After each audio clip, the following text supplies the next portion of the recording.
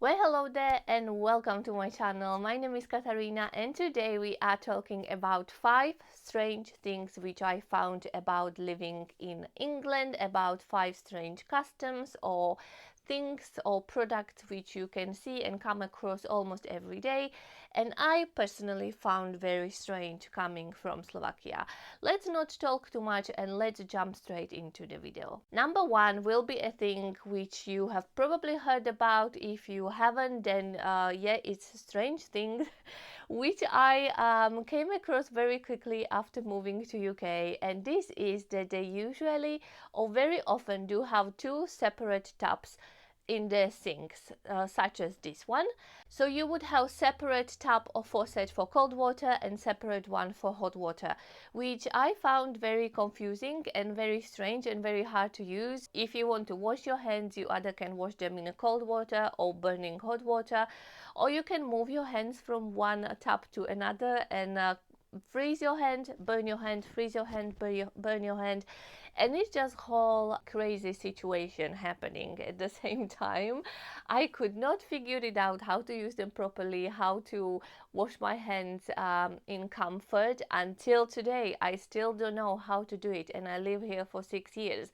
So I did do a little dive into the history, and I was trying to find out why do they have two different taps on their sinks, and I found out, I think it was around the Second World War, when the hot water tanks were usually stored under the roof or in their lofts, where they weren't very secure, and very often rodents could find a way in and they would contaminate the hot water. So this was the way how to protect the people and remind them not to drink hot water or not to use it for drinking, just for, I don't know, washing your hands or washing the dishes. But if the water is contaminated, you wouldn't really wash your dishes with it either. So I don't really know. Anyways, these days the water tanks are way more secure and you have all the water protected from any contamination. So I don't really know why they are still so common and why you can still buy them and why so many people do have them in the bathrooms, but they do, and we have to live with it, unfortunately, and I have to live with it. I don't have it in our new house, but we used to have it in a house where we lived before, and it was very strange. If I am completely honest, it was very strange. Number 2 will be something which not many people notice, but once you travel from country to country, you realize that actually the windows are opening a different way as in a country where you were before. Here in England, most common windows which you can find are opening outside, or you have the sachet windows which they go up and down. For me, this is presenting quite a big problem and inconvenience because you cannot put any fly screen on your window. If you are opening your window outside, you just cannot put any fly screen in because it just doesn't work. If your window would open inside, then you can put a fly screen from outside, and very important, you would stop all the insect coming into your house, which would be great because here in England, when you want to open your window, everything is just flying inside. You will get more bites from insect. A lot of insect would eventually die in your house because they cannot usually find their way outside, and also it creates unnecessary mess and dirt. So this would be an easy way how to stop all of this happening, but I have not seen in 6 years any window which would be opening inside, which would be actually easy to put a fly screen on. So I found this one very interesting and very strange, and very often if you go and see the house in UK, you could see in the summer you could see a lot of insect flying in the house or dead around, because this is just the way how it is and you cannot really stop them when the window is wide open. And this would be easy fix, but I did not found any information or any explanation why the windows are opening outside. So if you do know why and you do know the reason, then please let me know in the comments. Number 3 will be late and heavy dinners. Coming from Slovakia, my main meal of a day would be a lunch. We would always have a warm lunch. We would try to get a warm lunch even if you are at work. We had a lot of restaurants providing lunch menus with a hot meal, a soup or something heavier to have at lunchtime, and even at the weekends the main meal would always be the lunch, and then the dinner will be something lighter. However, in England, it's other way around. The lunch is usually very light. The people would get sandwich or salad or something easy to eat, and then they will have a very big and heavy dinner in the evening, usually around 7 or 8 o'clock. I would usually, or like in my perfect world, I would usually like to eat my dinner at around 5 or 6. 7 or 8 for me, it's quite late, and I found that very hard to adjust to the English custom, and I would only follow that when I am invited somewhere for dinner, because I found that very hard to then recover from having a big meal very late in the evening. I would find very hard to fall asleep or to sleep or to sleep generally, because my stomach will be full and I would have nightmares and heavy dreams and hard dreams and scary dreams, because my stomach will be full and I would just feel strange. So I found that very weird. I mean, I do understand on one hand that when people are working somewhere in London, that they have to travel home, they want to have some meal together, but I don't know why do they have such a heavy meals. It is a tradition, so the people in England are used to it. I found that very strange and unusual for me, but I am happy to follow this tradition when I'm invited somewhere. But in my life and my kitchen and our house, we don't do that, and we prefer to have a big, nice, warm lunch than big dinner.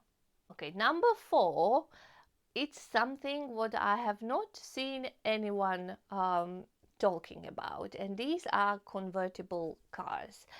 Everyone knows, everyone heard about, whether in England or in UK, even though sometimes it's slightly overdone and the weather is not as bad. Not this year though. This year it's following the whole myth story about gloomy and wet English weather. But anyways, we all know that here in this island we do get a lot of rain, so convertible car would be probably the last thing what you would expect to see on the road.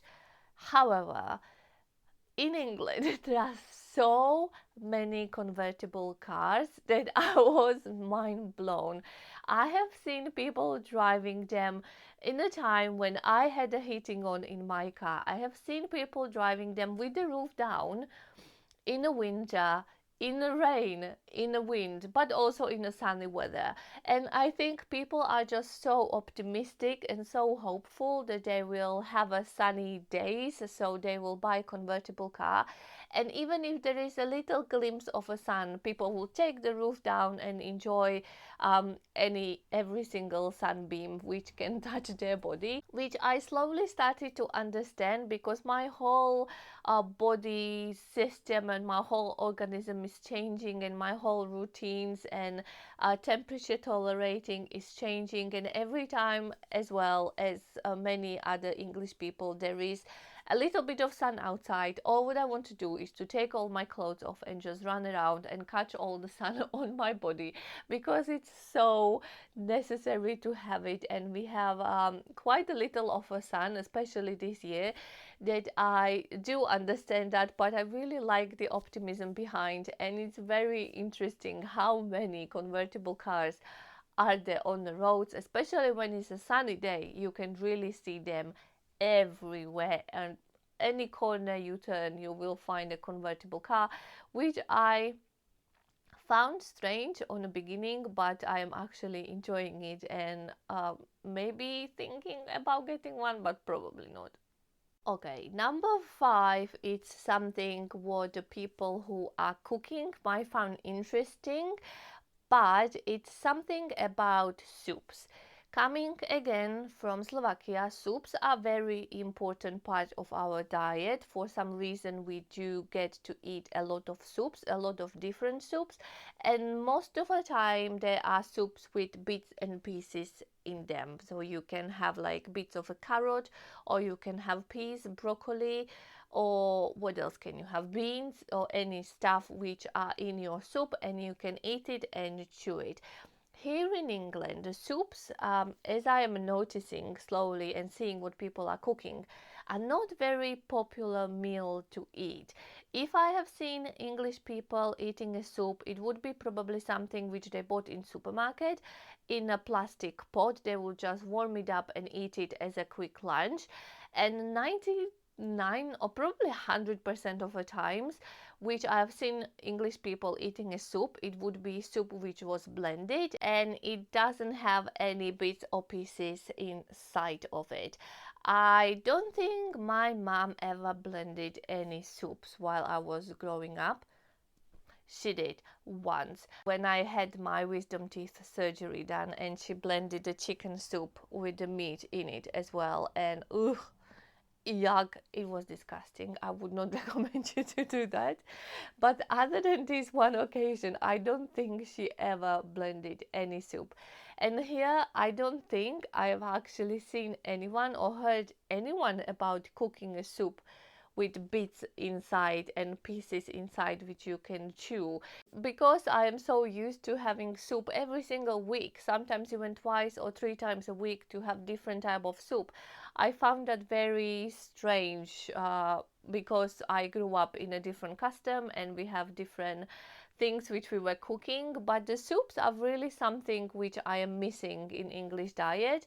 And as I said, I don't think I've ever seen any English person even cooking a soup at home. Maybe I have seen it in a telly, but not in a real life.